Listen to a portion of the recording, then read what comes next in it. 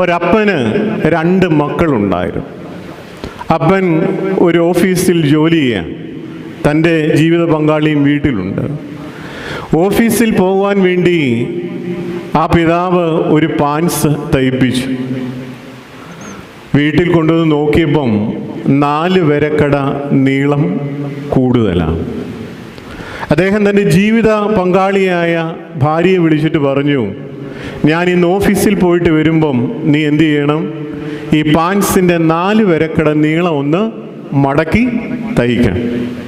ഇപ്പം സാധാരണ സ്ത്രീകൾ പറയാറുള്ള അതേ മറുപടി ആ സ്ത്രീയും പറഞ്ഞു. എനിക്ക് ഈ വീട്ടിലെ ജോലിയെല്ലാം നോക്കണം, പോരാതിന് നിങ്ങളുടെ 2 മക്കളെ കൂടെ നോക്കണം, എന്നെ കൊണ്ട് പറ്റില്ല. അപ്പോൾ ആ പിതാവ് മൂത്ത മകളുടെ അടുക്കൽ പറഞ്ഞു, നീ കോളേജിൽ നിന്ന് തിരിച്ചു വരുമ്പം ഈ പാൻസിന്